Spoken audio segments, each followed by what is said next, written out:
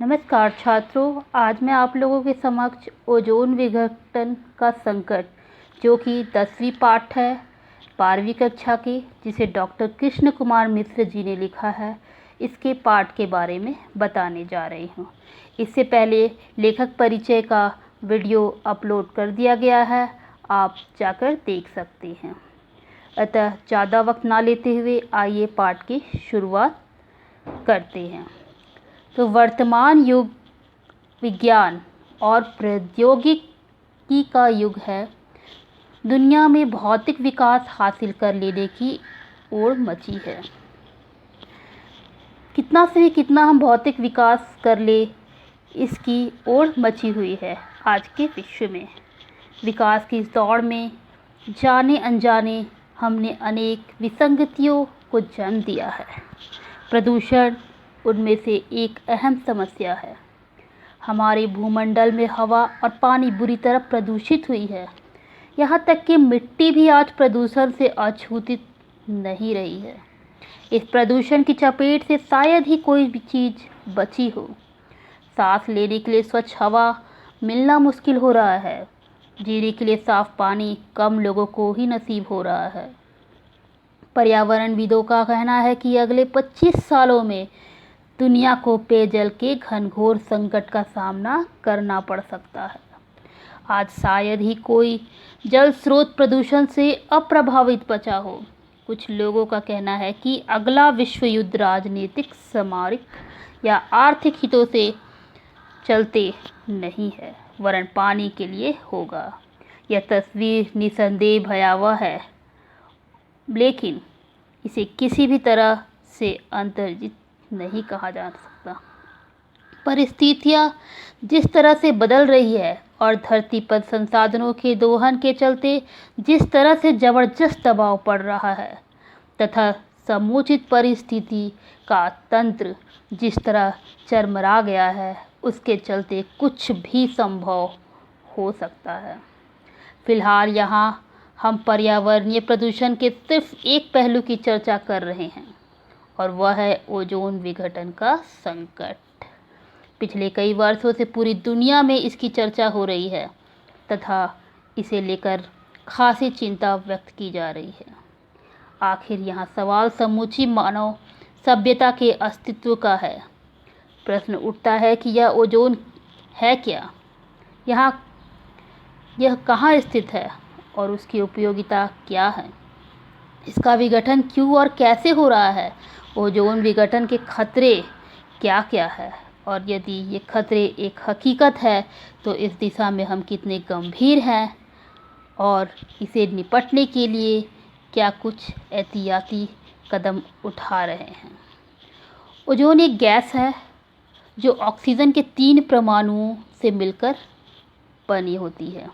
यह गैस नीले रंग की होती है और प्रकृति की तिरछी और विषैली होती है। यह मानव स्वास्थ्य के लिए हानिकारक होती है और श्वसन नालिका में जाने पर जलन पैदा करती है। लेकिन वायुमंडल में मौजूद यही गैस हमारी रक्षा भी करती है। यह वह ओजोन गैस है जिसकी वजह से धरती पर जीवन फल फूल सका है।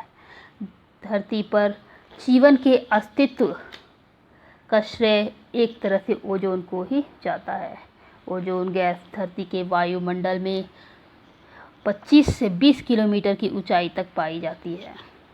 वायुमंडल का यह क्षेत्र स्ट्रोफियर कहलाता है। ओजोन की सबसे ज़्यादा सांद्रता धरती से 25 किलोमीटर की ऊंचाई पर होती है, जहाँ कि हम जानते हैं कि सौर विकिरण में तमाम तरह की किरणें होती है। इनमें दृश्य प्रकाश, संवरक किरणें और पराबैंगनी किरणें होती है। पराबैंगनी किरणें अल्पतरंगदैर्घ्य की किरणें होती है। ये किरणें काफ़ी घातक होती है क्योंकि इनमें ऊर्जा बहुत ज़्यादा होती है। हमारी वायुमंडल में मौजूद ओजोन बाहरी अंतरिक्ष से भी आने वाली पराबैंगनी किरणें को अवशोषित कर लेती है और उन्हें धरती तक नहीं पहुंचने देती। यदि ये किरणें बेरोक टोक धरती की सतह तक चली आए तो इंसान के साथ ही जीवमंडल के तमाम दूसरे जीव जंतुओं को भारी नुकसान हो सकता है। इन पराबैंगनी किरणों से मनुष्य में त्वचा के कैंसर से लेकर दूसरे अनेक तरह के रोग यानी कि बीमारियां हो सकती हैं।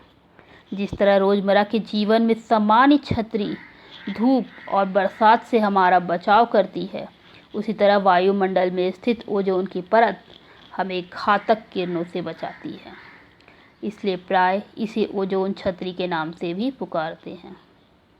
सभ्यता के आदिम काल में यह छतरी जीव जंतुओं और पेड़ पौधों की रक्षा करती है और उसके तले सभ्यता फलती फूलती रही है। विकास की अंधी दौड़ में हमने संसाधनों का अंधाधुंध इस्तेमाल किया है। इस दौरान हमें इस बात का ध्यान प्राय कम ही हो रहा है कि इसका दुष्प्रभाव क्या हो सकता है। आज परिणाम हम सबके सामने है। हमारे कारनामों से प्राकृतिक संतुलन चरमरा गया है। भूमंडल पर शायद ही ऐसी कोई चीज शेष हो जो हमारे क्रियाकलापों से प्रभावित ना हुई हो। स्पष्ट है ओजोन भी इसका अपवाद नहीं है। आइए अब देखते हैं कि ओजोन का विघटन क्यों और कैसे हो रहा है। जैसा कि हम जानते हैं कि दैनिक जीवन में कीटनाशक, प्रसाधन सामग्री, दवाएं, रंग रोगन से लेकर प्रशीतक, फ्रिज और एयर कंडीशन वैराग्य में प्रशीतन का अहम स्थान है।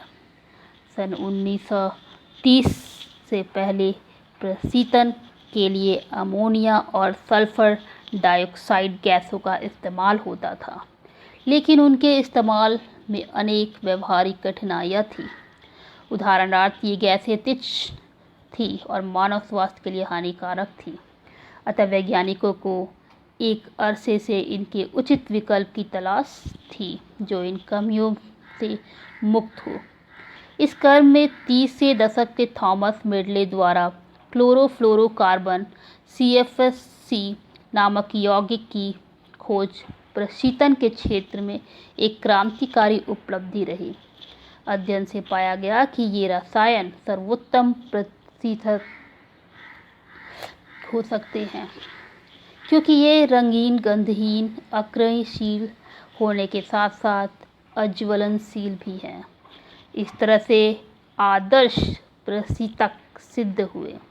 इसके बाद तो प्रशीतन में CFC का इस्तेमाल चल निकला। प्रशीतन उद्योग में अमोनिया और सल्फर डाइऑक्साइड की जगह CFC ने ले ली। इससे प्रशीतन प्रौद्योगिकी में एक क्रांति सी आ गई। तदंतर बड़े पैमाने पर CFC यौगिकों का उत्पादन होने लगा और घरेलू कीटनाशक, प्रसाधन सामग्री, दवाएं, रंग रोगन से लेकर फ्रिज और एयर कंडीशनर से में इनका खूब इस्तेमाल होने लगा। CFC यौगिकों का एक खास गुण है कि ये नष्ट नहीं होते हैं। इनका ना तो ऑक्सीजन होता है और ना ही अपघटन।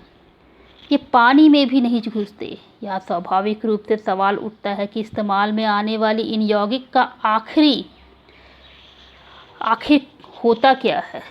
सबसे पहले एक अमेरिकी वैज्ञानिक FS रॉलैंड का ध्यान इस प्रश्न की ओर गया।